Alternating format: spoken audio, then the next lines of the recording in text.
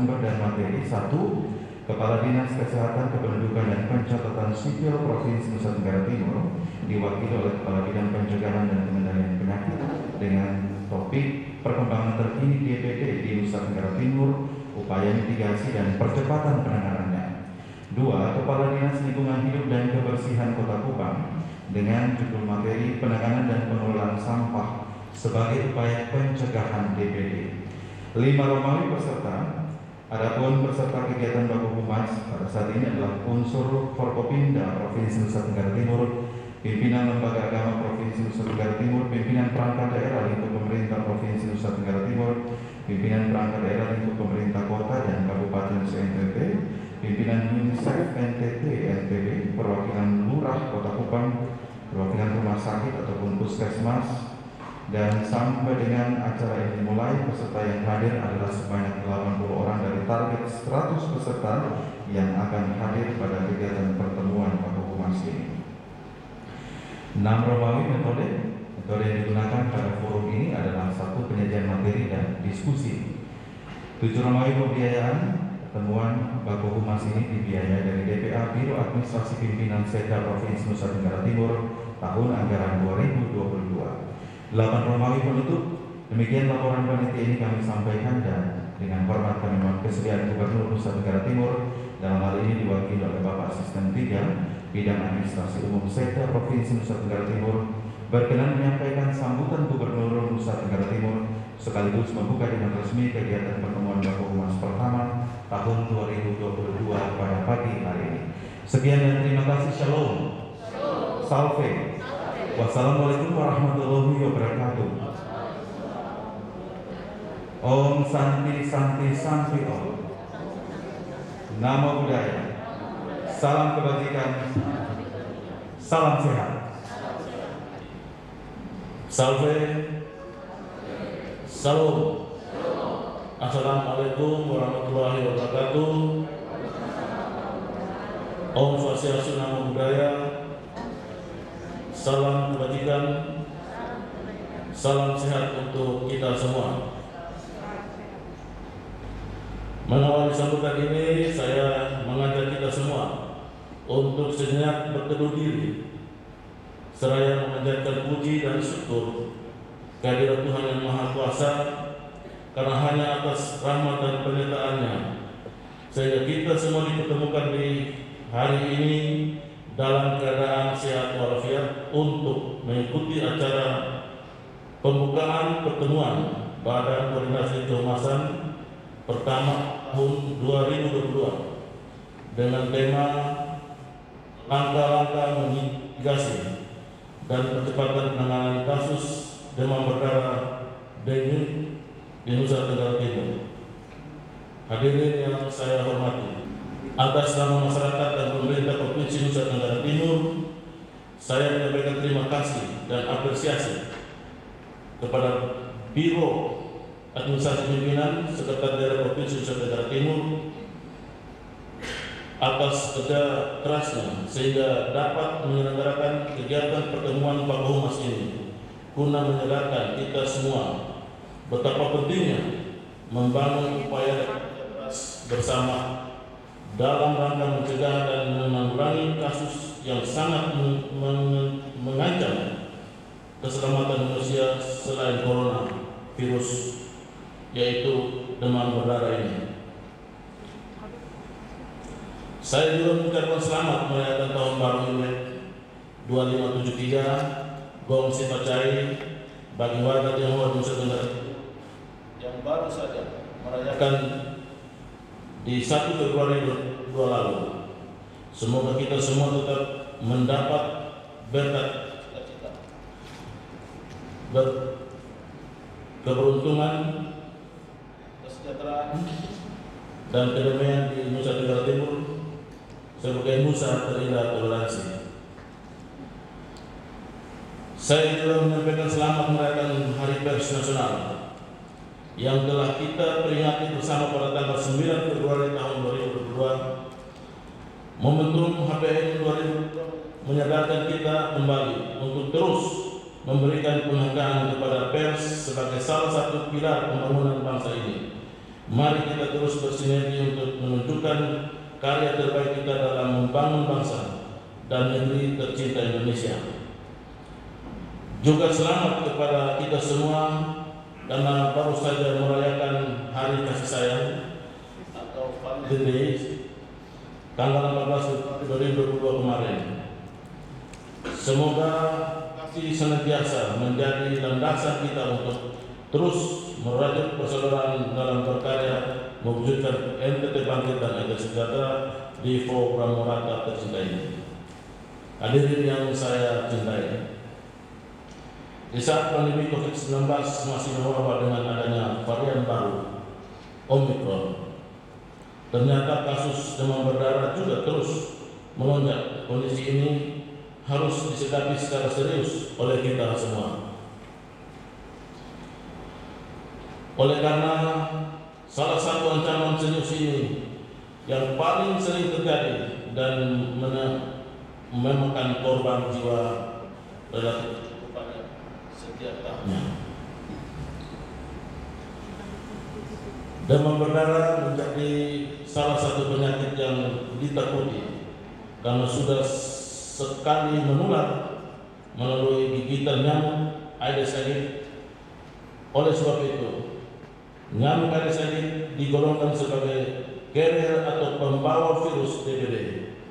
Nyamuk ini dapat berkembang biak dan cepat pada musim hujan, karena pada musim ini menyebabkan terjadinya genangan air, terutama genangan atau penampungan air terbuka.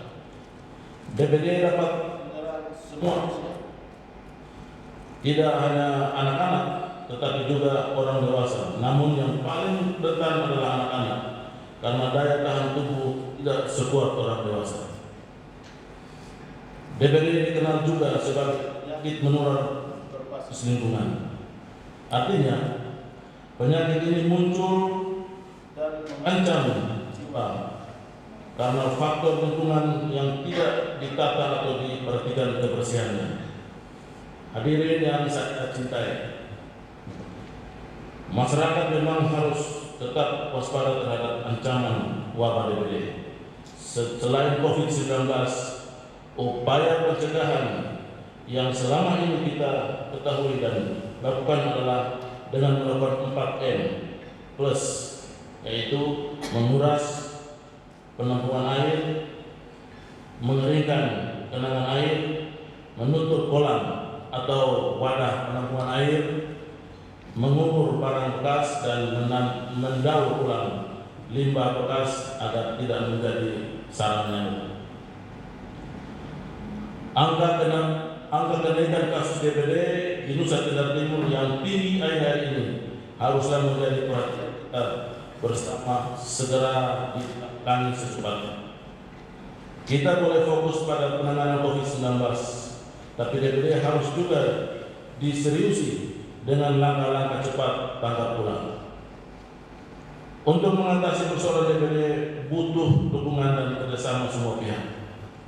Masyarakat harus mendukung upaya dan intervensi pemerintah dalam menangani masalah DBD dengan selalu memperhatikan sanitasi lingkungan dan menerapkan pola hidup sehat sesuai arahan dari pemerintah. Upaya-upaya preventif seperti abatisasi, fogging, imunisasi, pemberantasan sarang nyamuk, serta pembentukan juru pemantau jentik pada setiap rumah tangga merupakan bagian dari langkah-langkah cepat untuk pemberantasan DBD, agar orang yang tertular bahkan yang mengalami kematian oleh karena DBD dapat segera diminimalisir secara drastis. Baik Bapak Ibu sekalian, tidak memperpanjang kata karena tadi sudah dari Bapak Asisten menyampaikan sambutan dan juga dari laporan panitia menyampaikan tema dari kegiatan kita pada hari ini, yaitu langkah-langkah mitigasi catatan penanganan kasus DBD di Nusa Tenggara Timur. Tadi sudah disampaikan dan juga seperti yang kita ketahui, demam berdarah dan mulut itu menjadi salah satu ancaman sebenarnya yang paling sering muncul dan memakan korban jiwa. Selama ini mungkin dianggap hal yang sepele karena kita nyambut dan sebagainya, tetapi ternyata hal ini tidak bisa dianggap sepele karena ternyata menimbulkan korban jiwa yang bisa baik diserang untuk orang dewasa maupun kepada anak-anak. Angka kenaikan kasus DBD di Nusa Tenggara Timur itu haruslah menjadi perhatian bersama bagi kita semua. Nah, untuk itu pada hari ini kita melaksanakan kegiatan pertemuan Bakohumas. Kegiatan ini untuk kita bersama bisa berdiskusi bersama dengan para sumber untuk mendapatkan informasi-informasi tentang perkembangan terkini kasus DBD di Provinsi Nusa Tenggara Timur. Terus apa saja yang menjadi program kerja atau upaya-upaya yang dilakukan oleh pemerintah untuk meminimalisir kasus demam berdarah di Nusa Tenggara Timur, karena kita saat ini sudah masuk dalam 10 posisinya 10 dari 10 provinsi ini, tingkatannya adalah 10 besar DBD tertinggi di Indonesia. Begitu juga bagaimana mekanisme penanganan korban demam berdarah di Nusa Tenggara Timur dan apa saja kendala-kendala yang dihadapi dalam menangani krisis demam berdarah dan solusi apa yang perlu kita ambil untuk penanganan itu. Baik Bapak Ibu sekalian, di hadapan kita sudah ada 2 narasumber, tadi sudah disampaikan. Yang pertama dari Dinas Kesehatan Provinsi Nusa Tenggara Timur, akan diwakili oleh Ibu Kabid Pencegahan dan Pengendalian Penyakit, Ibu Insinyur Erlina Samdes, dan juga di sebelah kiri saya dari Kepala Dinas Lingkungan Hidup dan Kebersihan Kota Kupang, Bapak Osron Gemusnawa SH, dan beliau akan membawakan materi masing-masing, yaitu dari Ibu Erlina perkembangan terkini di Nusa Tenggara Timur, upaya mitigasi dan percepatan penanganannya, dan dari Bapak Osron penanganan dan pengelolaan sampah sebagai upaya pencegahan demam berdarah. Baik Bapak Ibu sekalian, untuk tidak memperpanjang kata, maka kita berikan kesempatan kepada kedua narasumber. Adapun mekanisme pertemuan kita pada hari ini, yang pertama oleh pemaparan oleh kedua narasumber, kita berikan waktu masing-masing itu 25 menit. Setelah itu kita akan lanjutkan dengan diskusi, dan diskusi akan kita bagi dalam 2 termin. Baik, untuk itu kita berikan kesempatan kepada para narasumber. Mungkin yang pertama kita silakan kepada Ibu Erlina Kabid, silakan, kami persilakan. Virus ya, belum habis virus COVID ya, kita harus menyelesaikan lagi virus yang satu ini, virus DBD. Dan perlu kita ketahui bersama Bapak Ibu bahwa kami sangat senang ya dengan bagian humas, khususnya teman-teman di administrasi pimpinan Sekda, bisa membuat acara ini hadiah Valentine yang terindah bagi kami. Karena tepuk tangan dulu ya. Kenapa saya katakan? Karena kalau kami sendiri kami tidak mampu, jujur saja ya. Sudah 2 tahun mau 3 tahun ini hanya kerja berbulan pagi sampai malam, mengurus segala persoalannya, COVID ya. Kemudian sekarang DBD, tahun lalu masih enak DBD, tidak kelihatan ya. Kita tahu sama-sama karena semua lagi di rumah ya, tidak boleh keluar isolasi semua, jadi kondisinya baik. Tapi tahun ini ya lumayan ya. Jadi dengan adanya Bakohumas yang di kelompok kita ini, kami percaya bahwa NTT tidak akan memasuki puncak klimaks daripada outbreak ya untuk DBD ya. Yakin ya Bapak Ibu ya, karena ada begini banyak kekuatan yang ada di NTT dan kita semua yakin bisa. Kalau bersama kita pasti bisa. Nah untuk COVID ya, kita tetap harus waspada. Memang Omikron kita tahu tidak terlalu berbahaya dibanding dengan, memang berbahaya, bukan tidak berbahaya, tapi penularannya yang begitu kencang ya, tapi dia punya kesakitan tidak seperti Delta, sehingga kita tidak boleh ketakutan maksudnya ya. angkanya ini dari minggu pertama Januari yang kasus minggu pertama 39, sekarang sudah masuk minggu ke-6 maupun minggu ke-7 di bulan Februari ini ya. Proses mingguan sekarang posisinya dia naik ke 393, sehingga luar biasa 10 kali lipat dari awal minggu Januari ke sekarang minggu ke-6 ya, kalau hitung tahun berjalan 2022 ya. Dan kasusnya sekarang posisi 65 ribuan, kematian sampai dengan dari awal Januari sampai sekarang 8 ya. Dan Kota Kupang ada anak kecil bayi ya yang meninggal kemarin kasus ini karena orang tuanya ya terpapar virus, dan mungkin kondisi fisik anaknya juga lemah sehingga harus kembali seperti itu ya. Dan kita berharap tidak ada lagi kematian ya. Dan grafiknya memang grafiknya seperti meningkat seperti ini ya. Kita berharap tidak seperti di Jawa yang kenaikan kasus per hari 10 ribuan bahkan belasan ribuan ya. Kita masih hitungannya di bawah dari kemarin itu 101 ya. Yang tertinggi kami catat 154 dalam 3 hari yang lalu ya. Sehingga tadi dikatakan oleh asisten, kita tidak boleh terbuai dengan kondisi itu, tidak boleh terlampau fokus terlalu dengan hal yang memang itu sangat penting, tapi jangan lupa yang satu ini ya, DBD. Nah ini pesan khusus yang mungkin tadi sangat baik oleh Pak Asisten ya, dan kita akan lihat bagaimana perkembangannya ya. Next. Nah, tadi sudah dikatakan bahwa memang ini penyakit berbasis lingkungan. Jadi terima kasih banyak. Pagi hari ini juga kami sangat senang kami bisa join panel dengan Bapak Kepala Dinas ya lingkungan hidup ya dari Kota Kupang. Ini hal yang sangat baik sekali karena memang penyakit berbasis lingkungan ini masih mengganggu kita ya di NTT. Setiap kali mulai masuk musim hujan kita was-was begitu ya. Baik itu malaria kita belum selesai ya, dan penyakit menular ini di musim-musim seperti ini nih dia punya break-break itu yang membuat kita harus waspada ya. Diare, kemudian ISPA ya, TBC, apalagi penyakit cacingan, semua ini kan berbasis lingkungan ya. Dan ini DBD berbasis lingkungan disebabkan oleh virus ya, virus yang dibawa oleh nyamuk Aedes aegypti ya. Jadi ini virus dengue namanya ya. Tadi 4 pilar saya tidak perlu ngomong lagi. Kita ada di sini supaya kita bisa berbuat bagaimana sistem surveillance-nya, dan teman-teman juga yang kedua dari kesehatan saya lengkap ya, dari dokter, dari teman-teman di kota, ada kabupaten ya.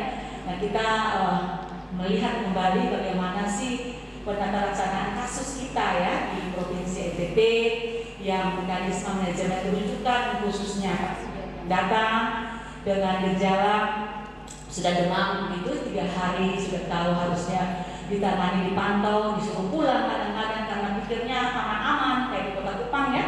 Anak itu disuruh pulang atau disuruh pulang karena kondisi fisiknya yang masih bisa dipantau, padahal 3 hari, 4 hari ke-7 meninggal ya. Walaupun sudah dirujuk tapi keterlambatan ya, ketika infeksi itu sudah terus menjalan seperti itu, kita tidak bisa kalau sudah sampai fase yang stadiumnya sudah 4 ya, sudah shock ya, sulit ya. Bukan tidak bisa, tapi memang itu terlambatan, kita akui ya. Kita harus perkuat kembali laksana kita ya. Kemudian juga pemberantasan sektor, makanya di sini semua kita ada nyamuk ya, makanya ada istilah kami fight DBD ya. Masa kita kalah sih sama nyamuk begitu ya? Harusnya nyamuk dong ya tunduk pada kita. Kita yang atur dia dalam arti dalam alam betul dia begitu, tapi sampai dia membawa penyakit bagi kita itu sesuatu yang sebenarnya tidak boleh seperti itu. Sehingga ini merupakan satu kesatuan untuk kita bagaimana membasmi DBD vektor ya, hewan pembawa penyakit ya yang tertular virus tersebut. Dan kemitraan, nah ini berbagai pihak ketika ada pencegahan, makanya mitigasi itu sangat bagus. Kalau kita ada tim gerak cepatnya, saya akan ngomong itu. Nah ini juga, nah ini kalau definisi kalau kita di kesehatan ada klinisnya, ada juga yang konformnya, ya probable-nya, semuanya seperti ini ya. Jadi bagaimana virus itu kalau sudah hari ke-4 ke-5 dia seperti juga dengan kita COVID sebenarnya. Virus ini yang kondisi perkembangannya kalau sudah pada hari-hari yang sudah harus dia banyak misalnya, kita tidak bisa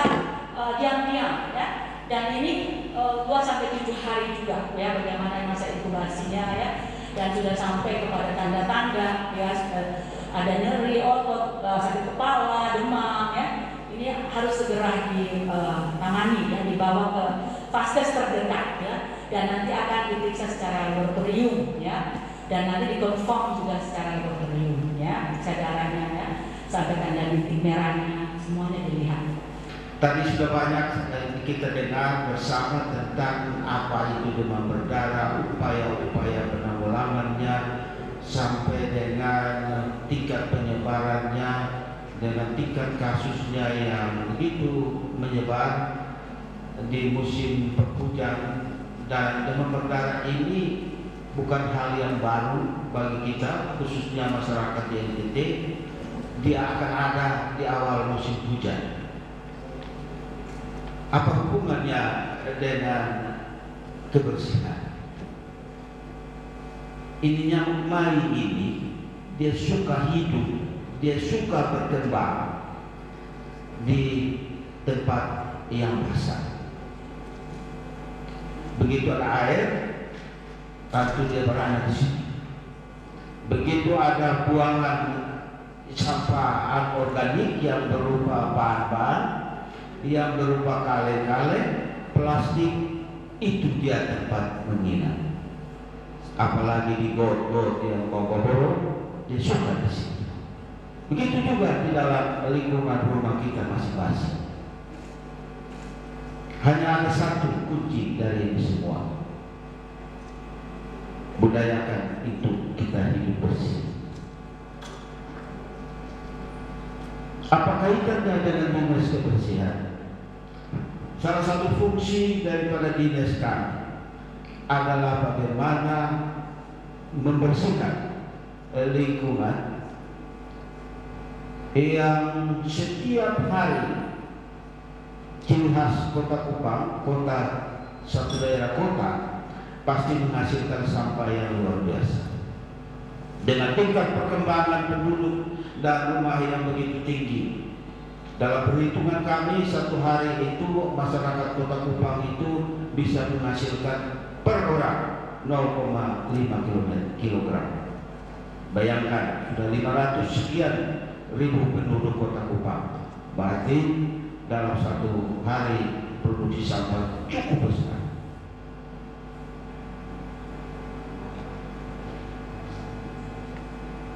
Kita lihat model penanganan sampah di Kota Kupang ini. Pemerintah Kota Kupang harus akui masih banyak hal yang sangat kurang dalam penanganannya. Dengan sarana prasarana yang terbatas, sumber daya juga yang terbatas, ditunjang lagi satu persoalan yang menjadi persoalan kita bersama, budaya kita, budaya bersih yang masih kurang, dan dalam perilaku sehari-hari membuang sampah tidak pada tempatnya. Coba ditayangkan pada satu. Nah, ini kondisi. Ini kondisi beberapa titik di Kota Kupang. Dan kondisi seperti ini dalam musim penghujan seperti ini sangat disenangi oleh nyamuk Aedes aegypti untuk berkembang biak. Nah, ini persoalan-persoalan yang ikut mendukung perkembangan demam berdarah. Begitu tingkat kenaikannya di Kota Kupang ini dia urutan kelima ya Bu. Urutan kelima di Provinsi Nusa Tenggara Timur. Dan data terakhir saya konfirmasi kemarin ada satu yang sudah meninggal akibat demam berdarah. Jadi kita masyarakat kota, tetapi budaya bersih untuk memerangi demam berdarah ini masih sangat kurang. Harusnya kita orang kota ini memahami bagaimana hidup bersih itu, dalam pengelolaan dan bagaimana membuang sampah pada tempatnya. Di satu sisi kami akui pemerintah kota dalam pengelolaan sampah itu masih di TPA, kalau teman-teman saudara semua pernah melihat, memang pengelolaannya masih open data. Kita masih tradisional, begitu diangkut, dibuang, ditutup. Tidak ada pemilahan secara baik, dan pada akhirnya pengolahannya juga, daur ulangnya juga, tingkat presentasinya masih lemah. Ini menjadi pergumulan kita bersama. Kami selalu berupaya, dan mudah-mudahan dalam tahun anggaran 2022 ini lewat Balai Permukiman Kementerian PUPR kita akan dapat bantuan pembangunan TPA dengan sanitary land. Jadi pengolahannya sudah lebih modern, dari pengangkutan sudah ada pemisahan, pemilahan, ada proses daur ulang, ada pemusnahan, dan ada pada akhirnya sampah yang itu produksinya di TPA itu sudah semakin kurang, dan pengolahannya juga secara baik. Dan dalam tahun anggaran ini juga di TPA kita akan dibangun satu rumah khusus untuk penanganan sampah COVID. Pengolahannya secara modern dan pemusnahannya langsung dilakukan di TPA. Kita lihat sampah sekarang juga yang sangat berbahaya, saya kira sampah medis juga berkembang dengan COVID yang ada, kondisi COVID yang ada. Produksi sampah dari medis itu juga bertambah. Kebiasaan kita harusnya di dalam pemilahan produksi sampah itu harus ada pemisahan, tapi dalam kenyataan masih kita dapati penumpukan dan campurnya sampah jenis-jenis sampah itu dalam satu wadah yang sama. Kami harus akui bahwa pengolahan sampah di Kota Kupang belum profesional, masih tradisional. Semua jenis sampah apapun masih ditumpuk pada lokasi yang sama. Baik itu yang lebih banyak produksi sampah di Kota Kupang itu berasal dari rumah tangga, sisa-sisa makanan. Presentasinya besar sekali. Jadi saya kira ini kami ucapkan terima kasih banyak. Saya kira dengan pertemuan forum seperti ini kami berkeinginan yang sangat besar untuk mendapatkan masukan-masukan bagi kami, khususnya pemerintah kota dan terkhusus Dinas Kebersihan dan Lingkungan Hidup Kota Kupang ini, untuk kami bagaimana terus dengan semangat yang ada lewat saran dan pendapat peserta baku humas siang hari ini, untuk kami terus berupaya dengan sarana-prasarana yang ada yang sangat minim, tetapi kami punya komitmen yang kuat bahwa kami akan keluar dan kami akan jadikan Kota Kupang ini menjadi kota yang juga terbersih di Republik ini. Tentunya kami tidak bisa kerja sendiri. Kami minta dukungan dari semua pihak, baik itu dari elemen masyarakat, sahabat-sahabat saya, Bapak Ibu Lurah, Bapak Ibu Camat, dan seluruh tokoh-tokoh masyarakat, tokoh agama, untuk kita sama-sama dengan tangan terbuka, hati terbuka, kami selaku pelaksana kebersihan di kota ini memohon